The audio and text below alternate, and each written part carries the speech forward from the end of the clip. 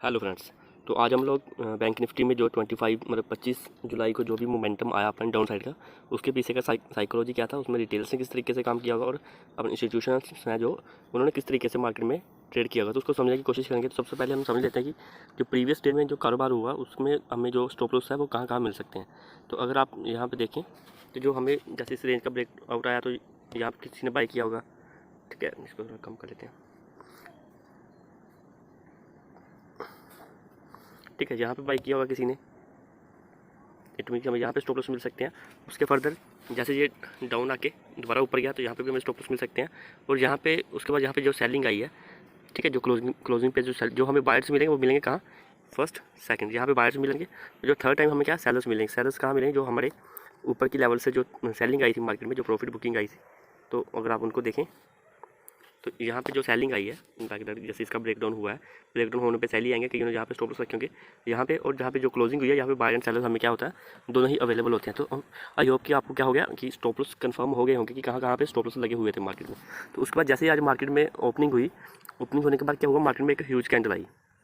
ठीक है, तो अगर आप यहाँ समझे ये फर्स्ट ह्यूज कैंडल आई, उसमें मार्केट हल्का सा ट्रेस करके अगेन ऊपर की साइड का मूव दिखाया। तो ऊपर की साइड का मार्केट में मूव तो दिखाया। अगर आप देखिए यहाँ पे देखो जो पहली ह्यूज कैंडल बनी है, ठीक है, यहाँ पे ह्यूज कैंडल बनी है, उसके बाद एक रेड कैंडल बनी है, मतलब ट्रेस करके प्राइस अगेन ऊपर की साइड गया है। तो बट आप अगर देखें तो ऊपर की साइड में कोई स्टॉप लॉस अवेलेबल नहीं थे। ठीक है, जो भी हमारे स्टॉप लॉस है वो डाउन साइड अवेलेबल है, ऊपर की साइड कोई स्टॉप लॉस अवेलेबल नहीं है। जिन्होंने भी जो सेलिंग करी थी यहाँ पे, अगर आप वो देखें तो इस लेवल जिन्होंने यहाँ पे सेलिंग करी थी, जैसे ये ह्यूज कैंडल बनी, ये सभी के स्टॉप लॉस हिट हुए हैं।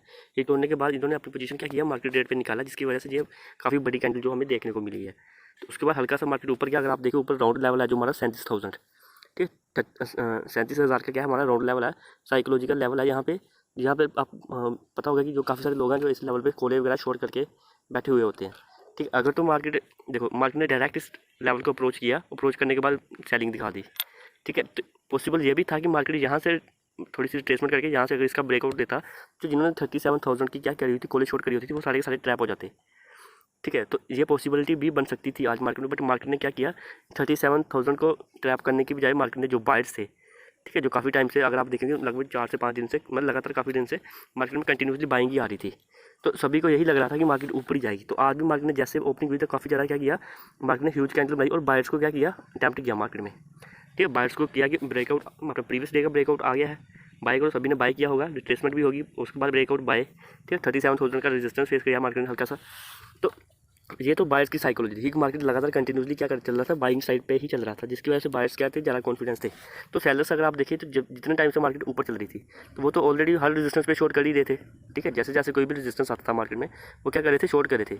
जैसे रेजिस्टेंस आया शॉर्ट किया मार्केट, उनको फिर ट्रैप, जैसे रेजिस्टेंस आया तो शॉर्ट किया, फिर से ट्रैप। ठीक है, कंटिन्यूसली वो मार्केट में पिछले वीक में लगातार जैसे बाइंग आई है तो वो कंटिन्यूसली ट्रैप हो रहे थे। तो आज वो थोड़ा क्या थे, उनका बाइस चेंज हो गया होगा कि जहाँ से वेट कर रहे होंगे, कॉन्फिडेंस नहीं आ रहा होगा सेलिंग का, तो जिसकी वजह से मार्केट ने क्या किया, सेलर्स को अटैम्प्ट करने की बजाय क्या कर दिया, बायर्स को अटैम्प्ट कर दिया जिन्होंने बाई किया हुआ था। तो पॉसिबिलिटी ये भी थी कि मार्केट ऊपर जा सकता, बट कंटिन्यूसली 1 वीक हो गया था लगातार मार्केट ऊपर जाते।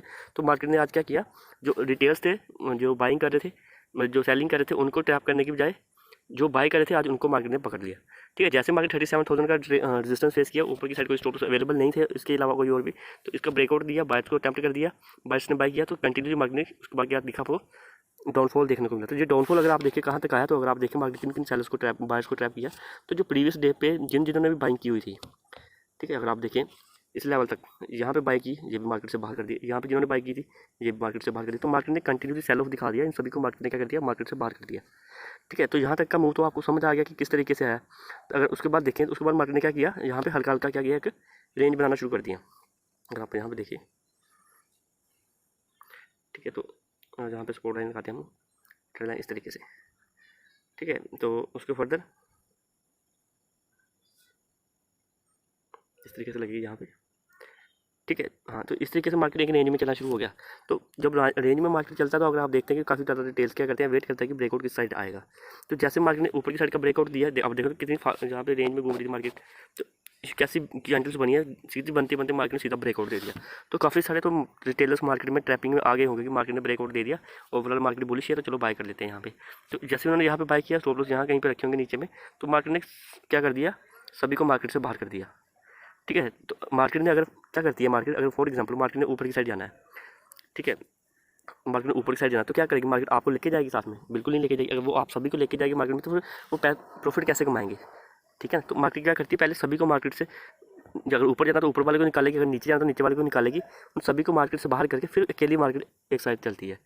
तो इसलिए जैसे भी मार्केट ब्रेकआउट आता है, जब ब्रेकडाउन आता है, तो उसमें थोड़ा ध्यान से हमें कंफर्म करके फिर ही एंट्री देनी होती है। तो कहीं भी फेक ब्रेकआउट ज़्यादा होते हैं, रेदर देन कि ये आपका जो ब्रेकआउट आएगा वो सही होगा। तो इसी तरीके से क्या ब्रेकआउट आया, मार्केट ने ऊपर जाना था, जिसकी वजह से मार्केट ने अगेन सेल ऑफ दिखा दिया है। तो जिनको लग रहा होगा कि मार्केट में सेलिंग आ रही है, हल्का सा रिट्रेसमेंट किया, उसके बाद दोबारा क्या होगा, ये बेरिश फ्लैग एंड पोल का जो पैटर्न है उसकी कंफर्मेशन होगी, शॉर्ट करेंगे।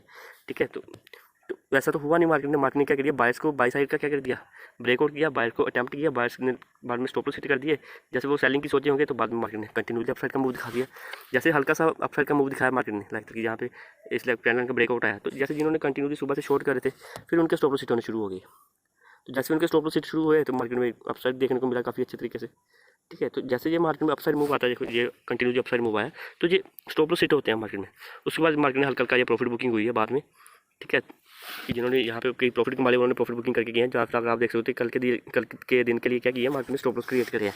तो अगर आप कल के दिन के लिए अगर आप देखेंगे आपको स्टॉप लॉस कहाँ कहाँ मिलेंगे, तो देखो ऊपर की साइड आपके पास यही राउंड नंबर है, साइकोलॉजी लेवल है जो 37,000 का है। ठीक है, क्योंकि अगर आप देखिए जिन्होंने यहाँ पे सेल किया, इतना मार्केट ऊपर आ गया, तो क्या वो बैठे रहेंगे? बिल्कुल नहीं बैठे रहेंगे। तो 37,000 का राउंड लेवल है, जहाँ पे कॉल राइटर्स हो सकते हैं। और सेकंड वन, ठीक है, सेलर्स कहाँ हो सकते हैं, यहाँ से जैसे ये सेलिंग आई है, यहाँ पे भी आपको सेलर्स मिल सकते हैं। जहाँ पे क्लोजिंग भी है वहाँ बायर एंड सेलर दोनों हो सकते हैं। तो उसके नीचे की साइड तो कोई और स्टॉप लॉस अवेलेबल नहीं है।